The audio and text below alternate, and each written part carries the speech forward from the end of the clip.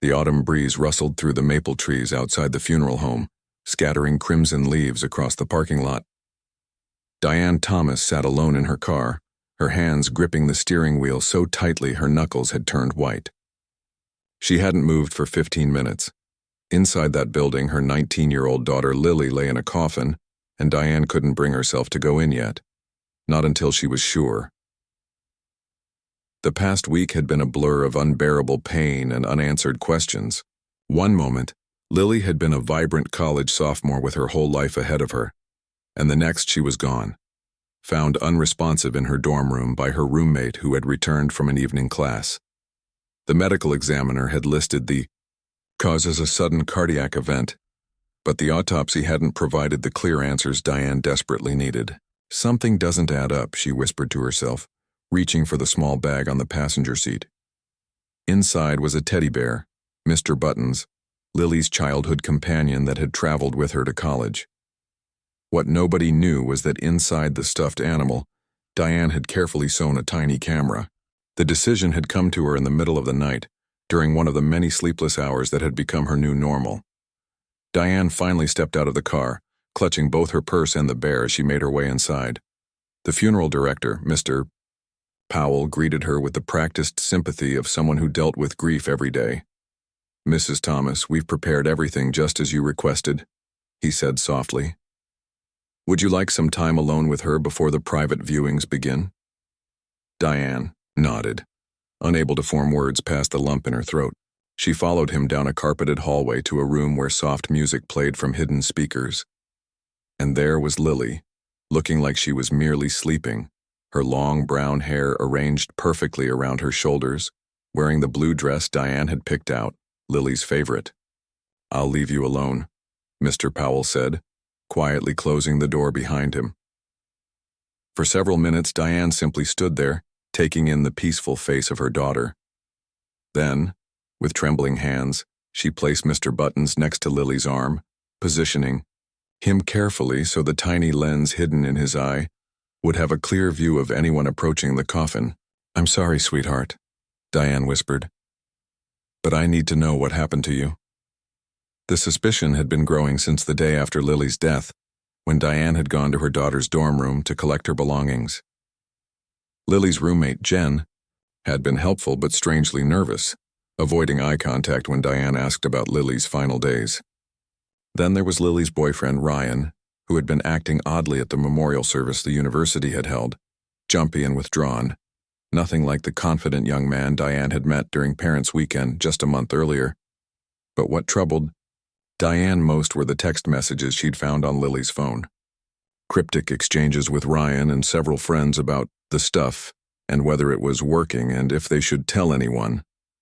When Diane had questioned Ryan about these messages, he'd become defensive, claiming they were about a surprise birthday party they'd been planning for a friend. Diane knew her daughter. Lily had always been an open book, at least until these past few months at college. Something had changed, and now Diane was determined to find out what secrets had died with her daughter. Later that afternoon, the private viewings began.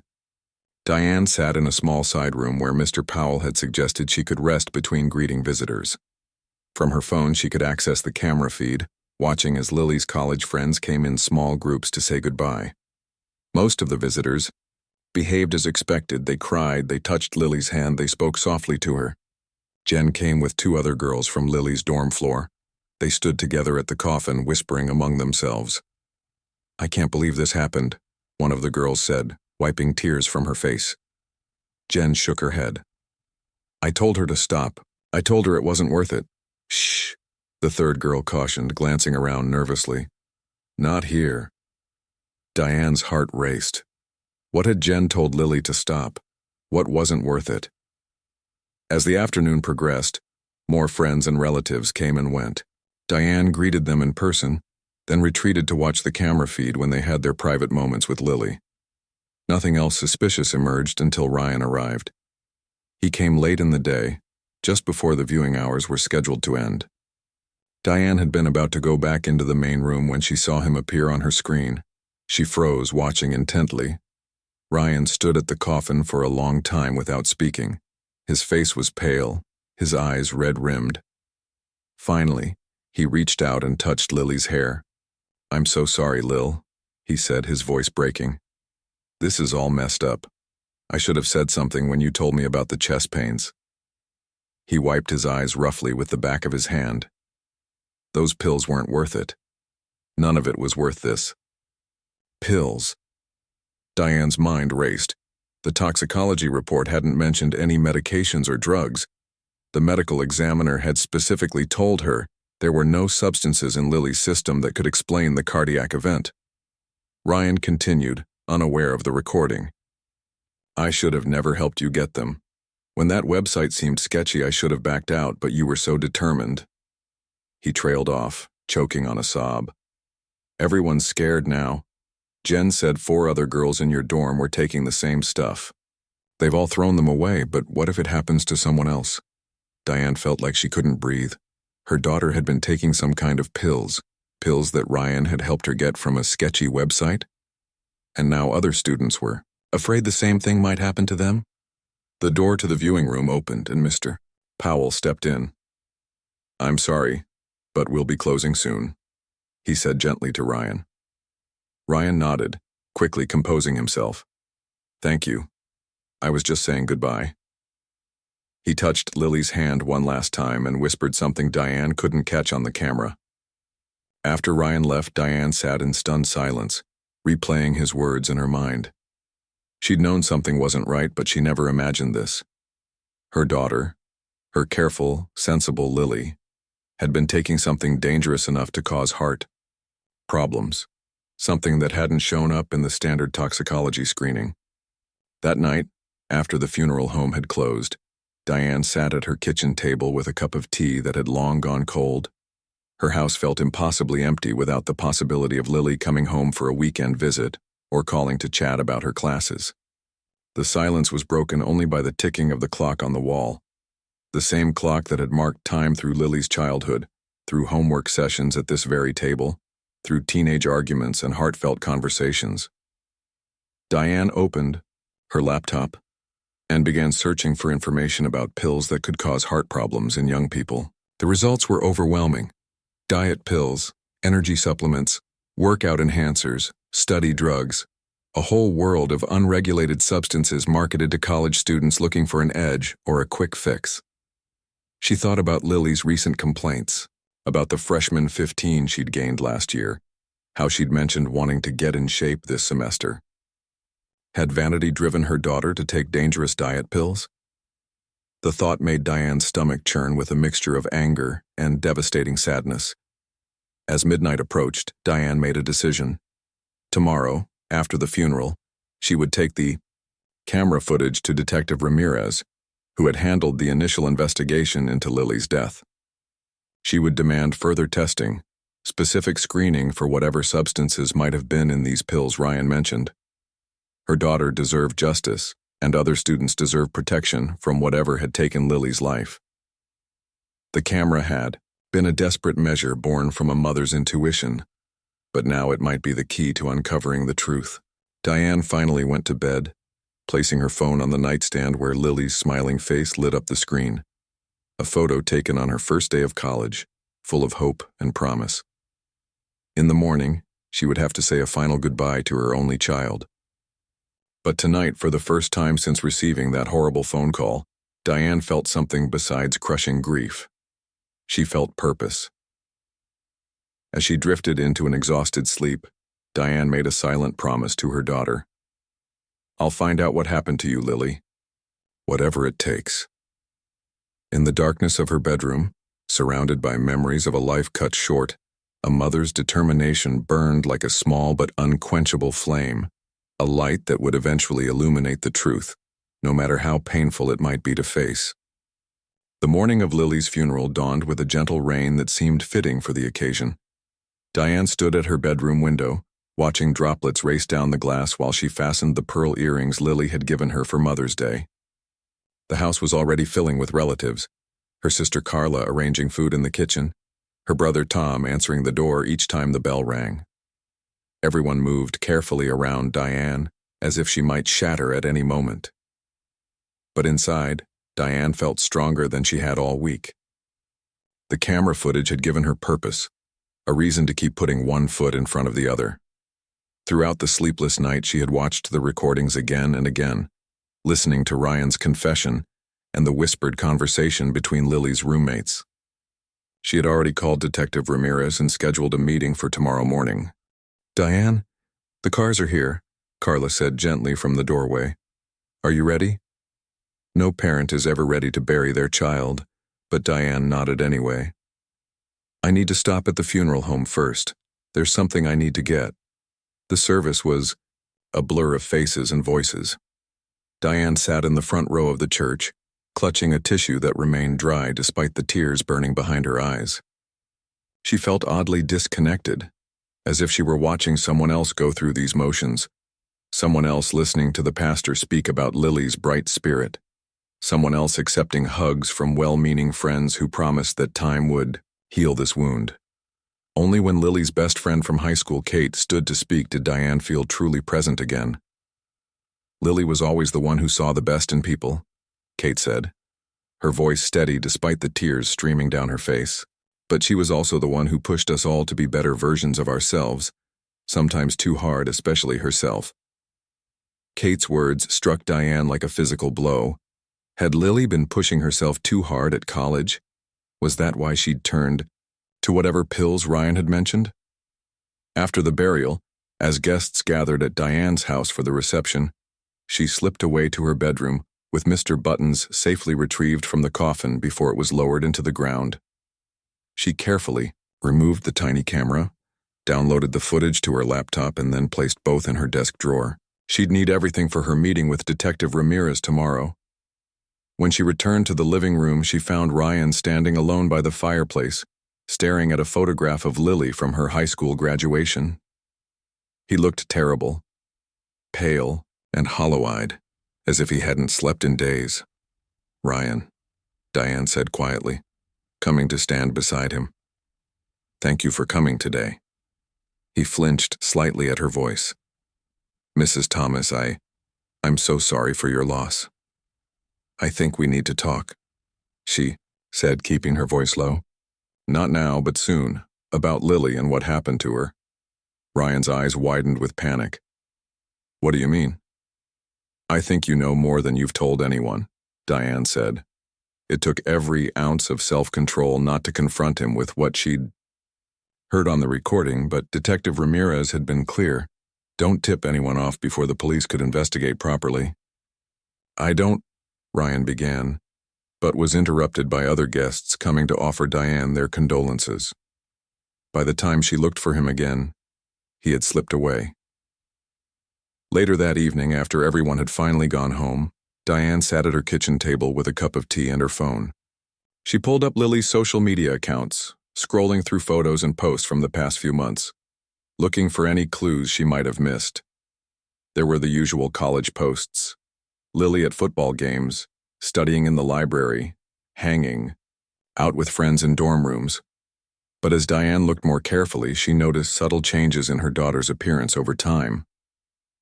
Lily had always been naturally slim, but in the most recent photos, her face looked thinner, almost gaunt.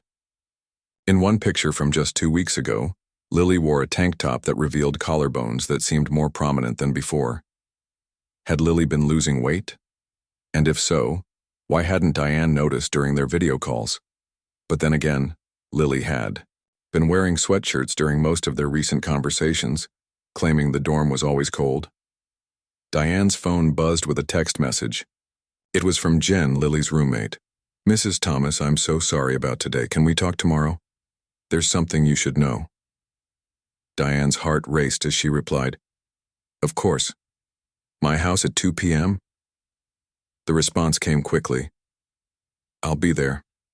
That night, Diane barely slept, her mind churning with questions. By morning, she had dark circles under her eyes, but she felt alert as she drove to the police station to meet Detective Ramirez. The detective was a woman in her 40s with kind eyes and a no-nonsense demeanor. She had been the one to knock on Diane's door a week ago with the news about Lily, and she'd promised to stay in touch about the investigation. "Mrs. Thomas," she said, ushering Diane into a small conference room. "You said you have new information?" Diane took a deep breath and placed her laptop on the table. "I did something unusual," she began. "Something you might not approve of, but I needed answers." Detective Ramirez's expression remained neutral as Diane explained about the hidden camera and played select portions of the footage. When the video of Ryan talking about the pills finished playing, the detective sat back in her chair, her forehead creased in thought. "This is unconventional evidence," she said carefully. "But it does give us something to look into. These pills he mentioned, they weren't detected in the standard toxicology screening, but there are specialized tests we can request." "Can you bring Ryan in for questioning?" Diane asked. "We'll talk to him." Detective Ramirez nodded. "And the roommate too. But Mrs. Thomas, I have to ask you not to collect any more evidence on your own. You could compromise the investigation." Diane nodded, though she had no intention of sitting passively by while others searched for answers about her daughter.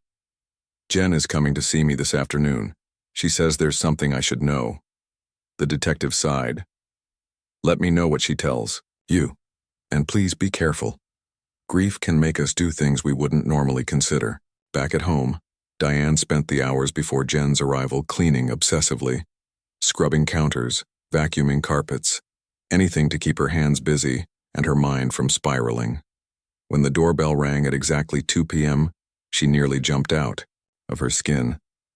Jen stood on the porch looking small and frightened. She was a petite girl with short blonde hair and glasses, nothing like the confident, outgoing Lily.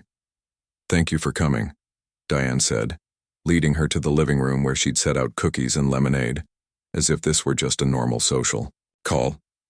Jen perched on the edge of the sofa, her hands twisting in her lap. "I should have told someone sooner," she blurted out. Before it was too late. I just didn't think, Lily seemed fine and lots of girls were taking them and—" "Taking what, Jen?" Diane asked gently, though she already knew the answer. "The diet pills," Jen whispered. "But they weren't normal diet pills, not like you'd get at a store. Some guy was selling them online, super cheap, imported from somewhere overseas. They were really strong." Diane felt a chill run through her. "And Lily was taking these pills?" Jen nodded miserably. "For about 2 months. A bunch of girls in our dorm started taking them when school began this fall. There was this whole thing about avoiding the sophomore spread. Lily said she needed to lose 15 pounds. 15 pounds? Diane echoed, stunned. Lily had always been naturally slim. But why? She didn't need to lose weight. It was after she didn't make the dance team, Jen explained. The captain told her she needed to tighten up if she wanted to try again next semester. Lily was really upset about it. Diane felt a surge of anger. Lily had been so excited about trying out for the college dance team, she'd never mentioned being rejected or being told to lose weight. Ryan helped her find the pills online, Jen continued. He has a friend who knows about that kind of stuff. But last week, Lily started having these weird symptoms. Her heart would race really fast, and she said she felt dizzy sometimes. I told her to stop taking the pills, but she said she just needed to get used to them. Tears were streaming down Jen's face now. The night before it happened, she woke up with really bad chest pains. I wanted to take her to the health center, but she wouldn't go. She said she had a big test the next day and couldn't miss it. She took some pain relievers and went back to sleep. I should have made her go. I should have called someone. I'm so sorry, Mrs. Thomas. Diane moved to sit beside Jen, putting an arm around the sobbing girl's shoulders. Her own tears finally came, hot and fierce. "It's not your fault," she said, though part of her wanted to scream at this girl who had watched her daughter suffering and done nothing. But what good would that do now? After Jen left, Diane called Detective Ramirez immediately and relayed everything she'd learned. The detective promised to fast-track the specialized toxicology tests and to bring both Ryan and the dance team captain in for questioning. That evening, as Diane sat on Lily's bed in what had been her room, surrounded by childhood trophies and stuffed animals, She felt the full weight of what she'd discovered. Her beautiful, vibrant daughter had died trying to lose weight she didn't need to lose, taking dangerous pills no one had warned her about. The grief that washed over her was different now, sharper, mixed with anger and a terrible sense of helplessness. She picked up the framed photo from Lily's nightstand. Lily at 16 laughing as she stood on a beach at sunset, her arms thrown wide as if embracing the world. "I promise you," Diane whispered to the smiling face in the photograph, "I won't let this happen to anyone else's daughter." It was a promise she had no idea how to keep yet, but she knew with absolute certainty that she would find a way. The camera had revealed the first piece of the truth. Now she needed to uncover the rest. 3 days after Lily's funeral, Diane sat across from Detective Ramirez in the same small conference room at the police station. Between them on the table lay a manila folder containing the results of the specialized toxicology tests. "We found it," Detective Ramirez said, her voice grim as she pushed the folder toward Diane. "A synthetic stimulant called DNP. It's been banned for human consumption since the 1930s because of its dangerous side effects, but it keeps resurfacing in black market diet pills." Diane flipped through the pages of chemical formulas and medical terminology, most of which meant nothing to her.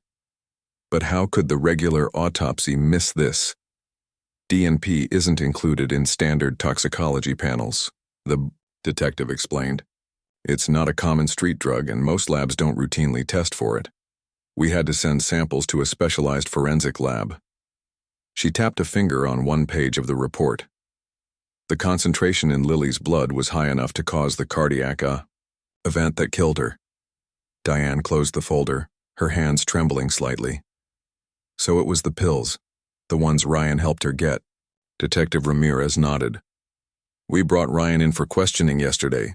He broke down pretty quickly and told us everything. The pills came from an online supplier based overseas, someone selling through a private messaging app. Ryan claims he didn't know how dangerous they were, just that they were stronger than regular diet pills." "And you believe him?" Diane asked, unable to keep the bitterness from her voice. "I believe he's devastated about what happened," the detective said carefully. "But ignorance doesn't excuse his actions. We're still discussing with the district attorney what charges might be appropriate." Diane looked up sharply. "Charges? You're going to arrest him?" "Possibly. At minimum, there could be charges related to the distribution of controlled substances. The DA is reviewing the case." The detective hesitated before continuing. "We're also looking into the broader situation at the university. According to Ryan, at least 20 other students have purchased these pills from the same source. 20 other students. 20 other young people who could suffer Lily's fate." The thought made Diane feel physically ill. "What about the dance team captain?" she asked. "The one who told Lily she needed to lose weight?" Detective Ramirez sighed. "We spoke with her. She admits making comments about the team's appearance standards but denies specifically telling students to take diet pills. Unfortunately, encouraging someone to lose weight isn't illegal, even if it's unhealthy or inappropriate." Diane stood abruptly, needing to move. "So she just gets away with it? With making girls feel like they need to poison themselves to be good enough?" "The university is conducting its own investigation into the dance team's practices," the detective assured her. "And with your permission, we'd like to include Lily's case in a broader awareness campaign we're planning about dangerous weight loss supplements. The chief thinks this could be an opportunity to prevent other deaths." Diane nodded, pacing the small room. "Yes, of course. Use whatever you need, but I want to be involved. I need to be involved." "I understand, Detective," Ramirez said gently. "But right now, the best thing you can do is take care of yourself. Grief takes a toll, Mrs. Thomas." But as Diane drove home, she knew she couldn't just sit back and wait for others to act. The police might find the supplier of the pills. The university might reform its dance team policies. But neither of those things would bring back her daughter, and neither would ensure that other young people understood the dangers of what they were doing. At a red light, Diane impulsively turned left instead of right, heading toward the university campus instead of home. 20 minutes later, she was parking in the visitor lot outside Lily's dormitory. The residence hall was quiet in the middle of the afternoon, most students presumably in class. Diane found her way to the third floor where Lily and Jen had shared a room. She hesitated outside the door, suddenly unsure what she was doing here or what she hoped to accomplish. Before she could knock, the door opened, and a young woman Diane didn't recognize stepped out, nearly colliding with her. "Oh, sorry," the girl said, startled. "Can I help you?" "I'm looking for Jen," Diane said. "I'm Lily Thomas's mother." The girl's expression immediately softened with recognition and sympathy. "Mrs. Thomas, of course. I'm Alicia, Jen's new roommate. Jen's not here right now, but she should be back from class in about an hour if you want to wait." Diane shook her head. "That's all right. I should have called first." She turned to leave, then paused. "Alicia, did you know my daughter?" Alicia nodded. "Not well, but yes, we had chemistry together last semester." "Did you know she was taking diet pills? That other girls in the dorm were taking them too?" Alicia looked uncomfortable, glancing around. The empty hallway. "Maybe we should talk inside," she suggested, opening the door wider. The room was clearly in transition. One half still had some of Lily's posters on the wall and her bedspread, while the other half had been personalized with Alicia's belongings. Seeing her daughter's things untouched made Diane's chest tighten. "I knew about the pills," Alicia admitted once they were seated. "Not at first, but there was this group of girls who were all taking them and seeing who could lose weight the fastest. It was like a competition." "A competition?" Diane echoed, horrified. "Yeah, they had this group chat where they'd post their daily weigh-ins and stuff. It got pretty intense. Some girls were barely eating anything and taking multiple pills." Alicia twisted a strand of hair nervously. "I told my RA I was worried about a couple of them, but she just said she'd keep an eye on the situation. Then, when Lily, after what happened, the group chat got deleted real quick. Everyone got scared." "Do you know who else was involved? Who else was taking the pills?" Diane asked. Alicia bit her lip. "I shouldn't—" "Please," Diane interrupted. "I'm not trying to get anyone in trouble. I just want to make sure no one else gets hurt." After a moment's hesitation, Alicia pulled out her phone. "I don't have the group chat, but I have some screenshots my friend sent me. She was worried about her roommate." She scrolled through her photos and then handed the phone to Diane. The screenshot showed a conversation between multiple users with profile pictures, but screen names instead of real names. The messages were shocking in their casualness about dangerous weight loss methods. "Down 3 pounds since yesterday. These pills are magic. My heart feels weird. Normal side effect? Just drink more water. The jitters go away after a week. Coach, noticed my progress today. Said I'm starting to look like real team material." Diane felt sick reading through the exchanges. These were young women, girls really, encouraging each other to ignore warning signs from their bodies, all to meet some arbitrary standard of thinness. "Can you send these to me?" she asked Alicia. The girl nodded, looking relieved to be unburdened of the screenshots. "What are you going to do with them?" "I'm not sure yet," Diane admitted, "but they're important." After leaving the dorm, Diane drove to the university's administration building. She hadn't planned this visit, had no appointment, but something was driving her forward. The same instinct that had led her to place the camera in Lily's coffin. The Dean of Student Affairs agreed to see her after a 20-minute wait. Dr. Patricia Wells was a trim woman in her 50s with silver-streaked hair and a practiced expression of sympathy that Diane was beginning to recognize on everyone who knew why she was there. "Mrs. Thomas, please accept my deepest condolences for your loss," Dr. Wells said, gesturing for Diane to take a seat in her office. "The entire university community is mourning Lily." "Thank you," Diane said automatically. "But I'm not here for condolences. I'm here because I recently learned that my daughter died from taking illegal diet pills, and that numerous other students on this campus are taking the same dangerous substances." Dr. Wells's expression shifted from sympathy to concern. "Yes, the police have informed us of their findings. We're working closely with them to identify any students at risk and to locate the source of these substances."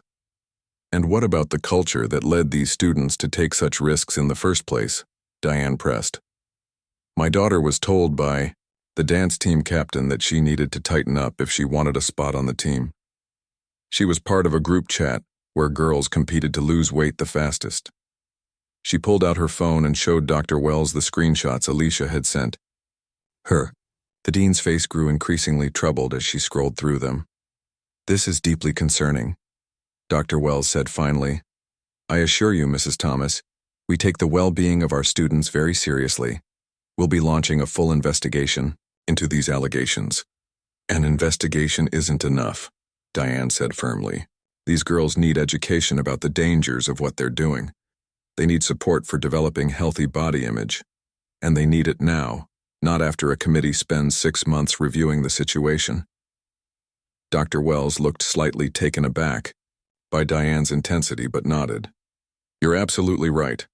We can implement some immediate measures while the formal investigation proceeds. Perhaps a campus-wide awareness campaign. I want to speak to them, Diane interrupted. To all the students, but especially the girls in the dorms, on the teams. I want to tell them about Lily, show them what these pills really did. The dean hesitated. That's a very brave offer, Mrs. Thomas, but are you sure that's something you're ready for? You're still in the early stages of grief. I'll never be ready to talk about burying my 19-year-old daughter, Diane said, her voice breaking slightly. But if it saves even one other family from going through this, then it's worth it. As Diane drove home that evening, her mind was racing with plans. The dean had agreed to arrange a forum where she could speak to students. Detective Ramirez had called to say they'd identified the overseas supplier of the pills and were working with international law enforcement to shut down the operation. Things were happening. Actions were being taken.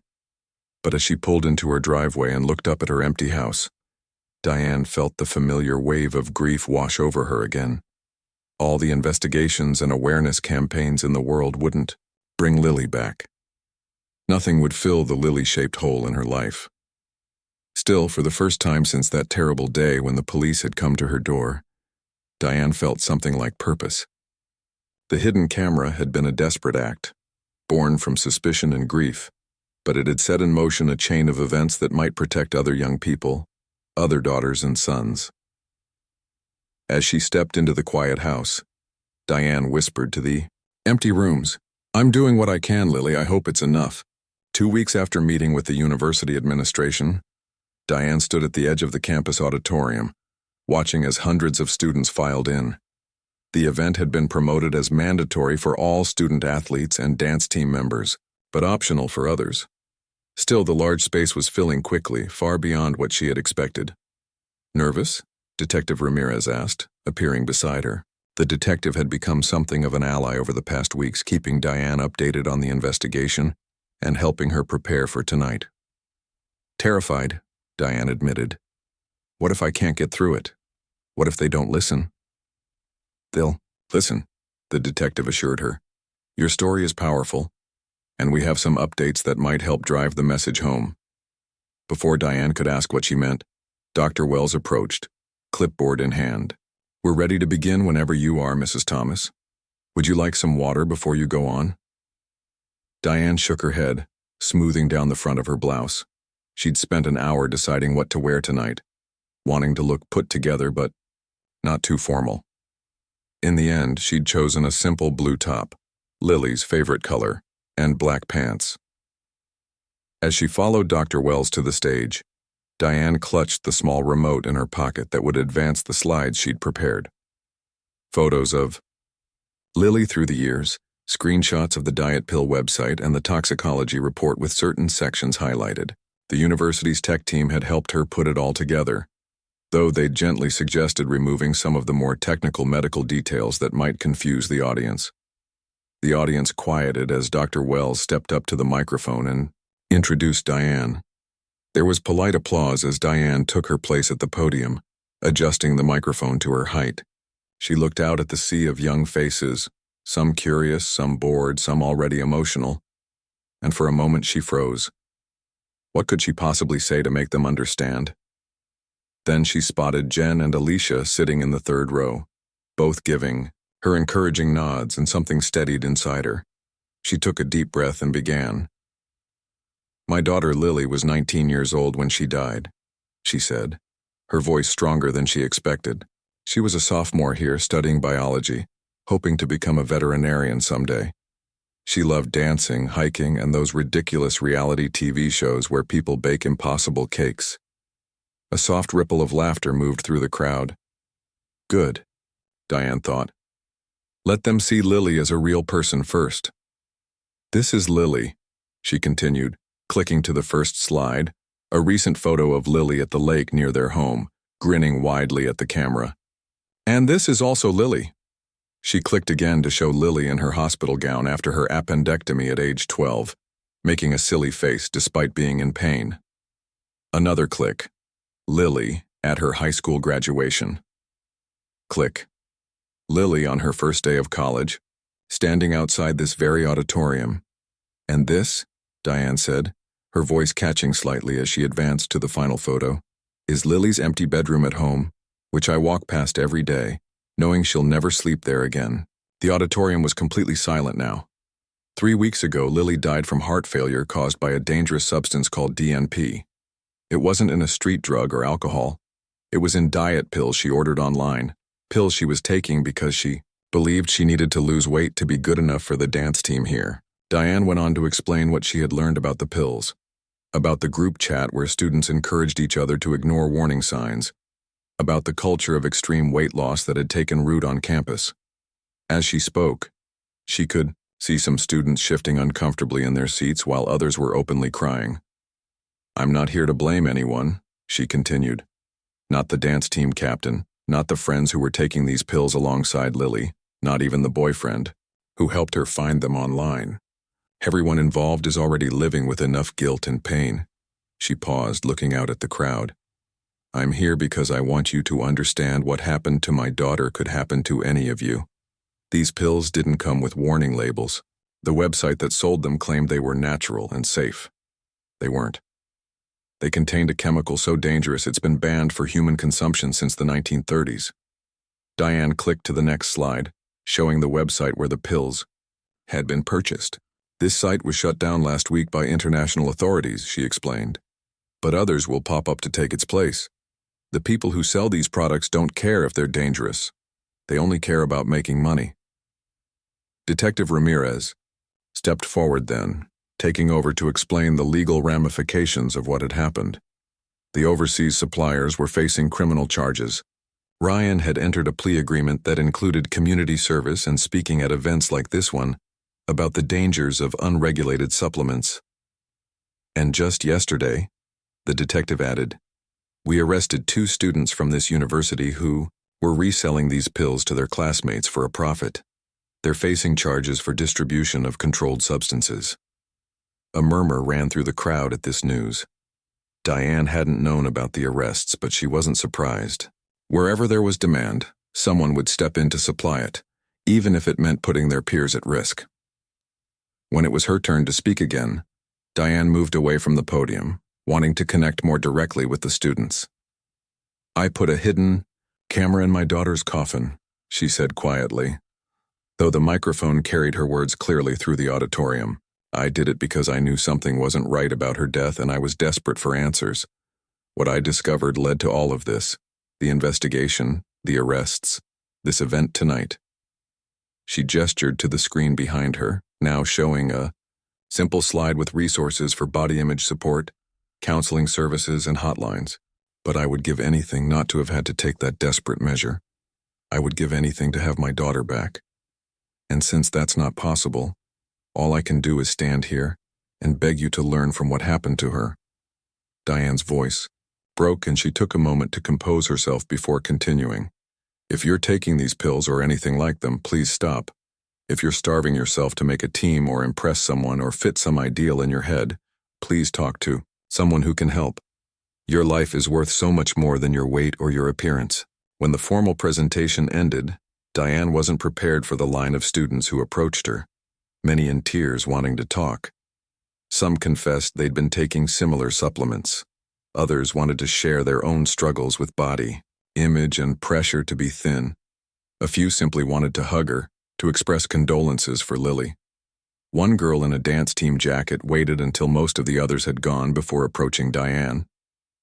"Mrs. Thomas," she said, her voice barely above a whisper. "I'm Megan. I was the one who told Lily about the pills first. Before Ryan even knew about them." Her eyes were red-rimmed, her hands shaking. "I've been too scared to tell anyone, but I can't keep it inside anymore. I'm so sorry." Diane felt a complicated surge of emotions. Anger, yes, but also compassion for this clearly distraught young woman. "Are you still taking them?" she asked gently. Megan shook her head. "No. I threw them away the day we found out about Lily. A lot of us did, but I should have known better. I had chest pains too, but I just ignored them." "You need to tell Detective Ramirez what you know," Diane said. "Not to get in trouble, but because your information could help the investigation." Megan nodded, wiping at her tears. "I will. I promise." By the time Diane left the auditorium, it was past 10 o'clock. Dr. Wells had invited her to a small reception with faculty members to discuss next steps for the university's body image and substance abuse prevention programs, but Diane had declined. She was emotionally exhausted, wrung out from sharing her grief so publicly. As she walked to her car in the nearly empty parking lot, she pulled out her phone and saw a text message from her sister. "How did it go? Call me when you're done, no matter how late." Instead of calling, Diane sat in her car for a few minutes trying to process the evening. Had she made a difference? Would these students really change their behavior, or would they just be more secretive about it now? There was no way to know for sure. What she did know was that telling Lily's story had felt right, necessary. It wouldn't bring her daughter back, but maybe it would save someone else's child. The next morning, Diane woke to an email from Dr. Wells. The subject line read, "Impact of your speech," and it contained messages from students who had been moved to seek help after the event. One wrote about flushing her pills down the toilet when she got back to her dorm. Another described finally telling his coach about the pressure he felt to use muscle-building supplements. A third simply wrote, "Thank you for sharing Lily with us. I won't waste the warning she couldn't get." Diane read each message through tears, feeling a bittersweet sense of accomplishment. This was Lily's legacy now, not just a tragic cautionary tale, but a catalyst for change. Later that day, she met with a web designer about creating a foundation in Lily's name. The goal would be simple: education about dangerous weight loss methods and support for young people struggling with body image. They would start small, focusing on local schools and universities, but Diane had bigger plans for the future. "What do you want to call it?" the designer asked, notepad ready. Diane thought for a moment. "The Hidden Truth Foundation," she said finally, "because sometimes we have to look beneath the surface to find what's really going on, like she had done with the camera in the coffin. A desperate act that had revealed the truth and set her on this unexpected path. Not the life she had planned, not the future she had imagined for herself or for Lily, but a purpose born from unimaginable loss." As she drove home from the meeting, Diane found herself talking aloud to Lily, something she'd been doing more frequently lately. "I think we're making a difference, sweetheart," she said to the empty passenger seat. "I think you're still changing the world, just in a different way than we planned."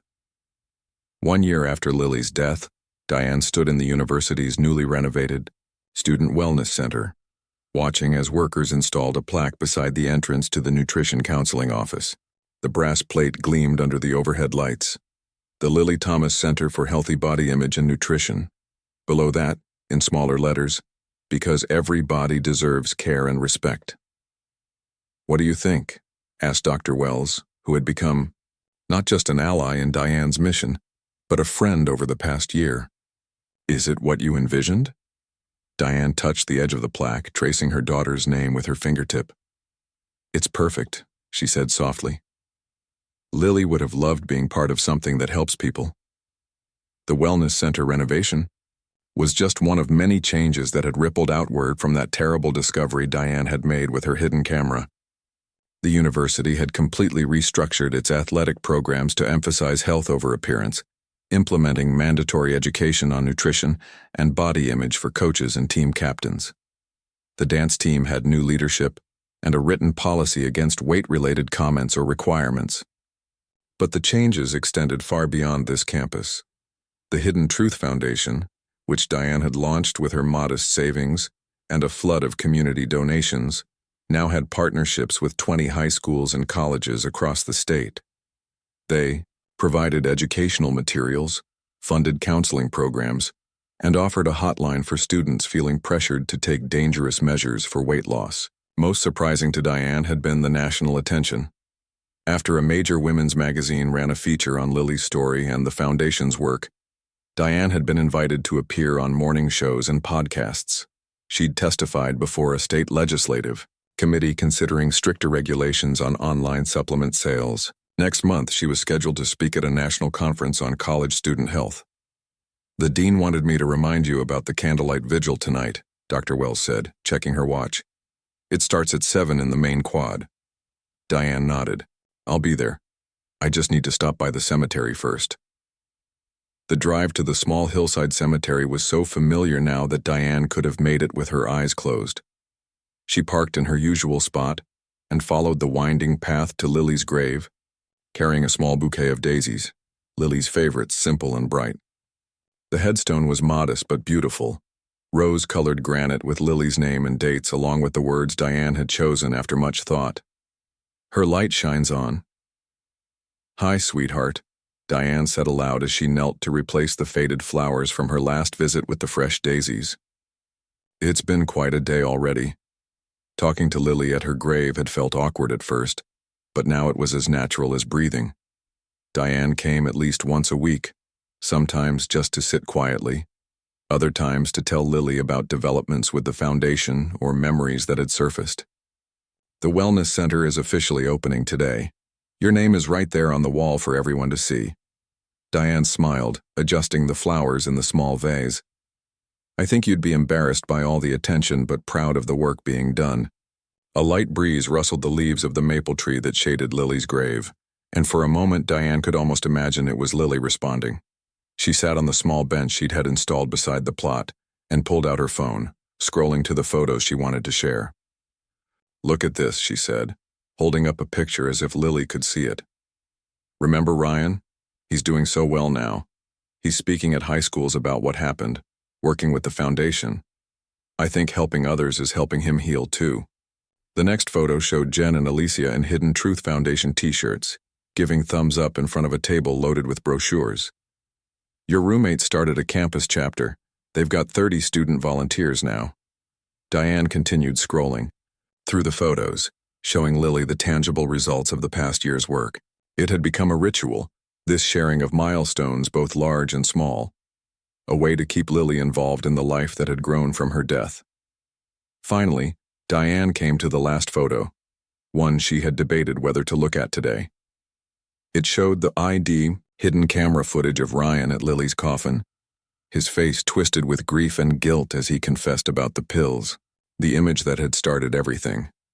Diane had watched that footage countless times in the weeks after Lily's funeral, analyzing every word, every expression. But gradually, as the investigation progressed and the foundation took shape, she had needed it less. Now, she couldn't remember the last time she'd looked at it.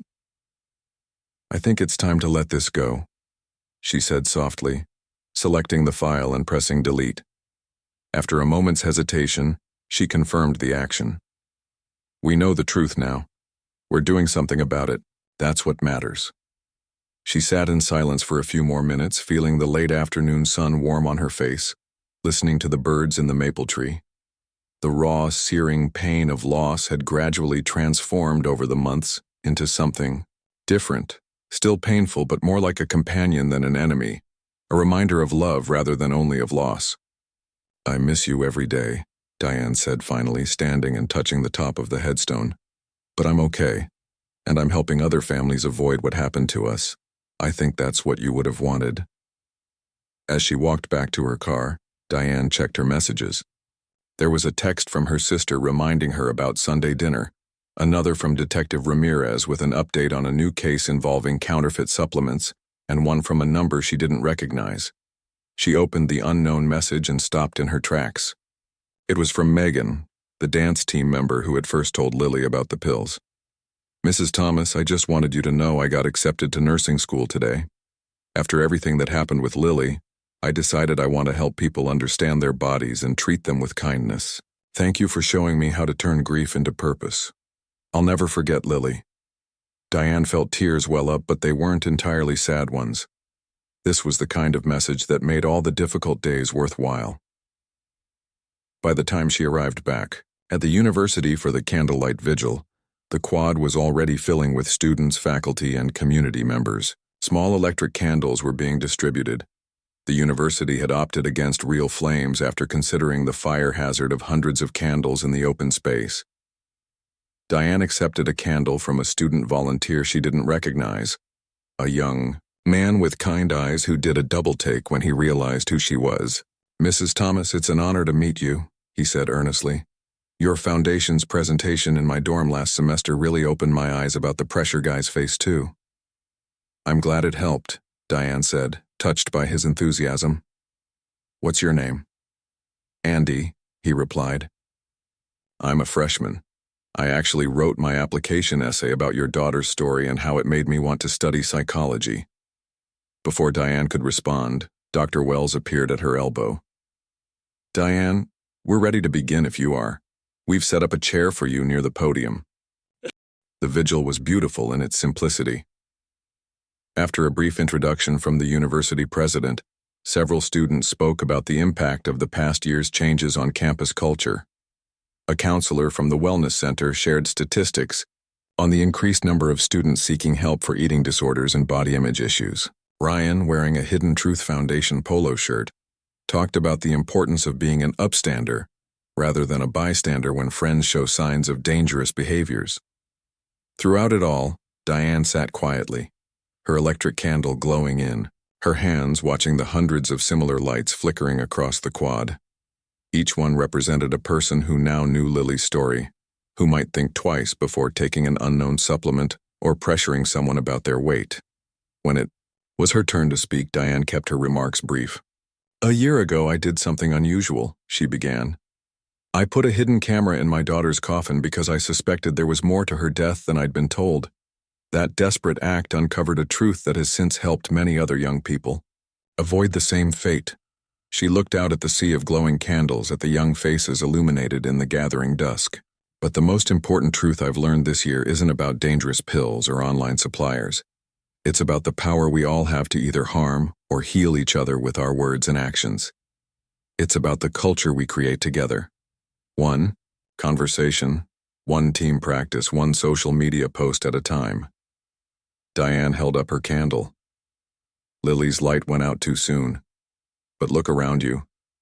See how many lights are shining now because of her story. Each of you carries that light forward when you choose kindness over criticism, health over harmful ideals, and speaking up over staying silent.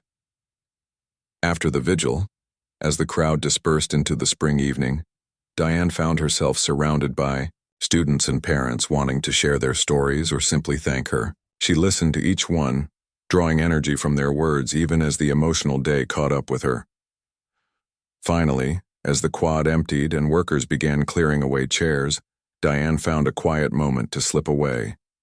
She walked slowly across the campus, past the library where Lily had spent so many hours studying, past the science building where she'd taken her biology classes, toward the small garden where they'd eaten lunch together during Diane's visits. The garden was empty now, peaceful, in the twilight.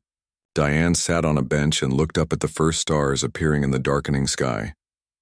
1 year ago, she had been a mother paralyzed by grief, desperate enough to hide a camera in her daughter's coffin on the slim chance it might reveal something about her death. She could never have imagined where that act would lead. To a foundation, to legislative change, to a movement that had already touched thousands of lives. Lily was gone, and nothing would ever fill the space she had left behind. But her story lived on, protecting others, creating ripples of change that would continue long after this anniversary passed. As Diane sat in the quiet garden, She felt a sense of peace settle over her. Not the incomplete peace of questions answered, or justice served, but the deeper peace of meaning found in the midst of loss. "Your light shines on, Lily," she whispered to the stars above. "It shines on."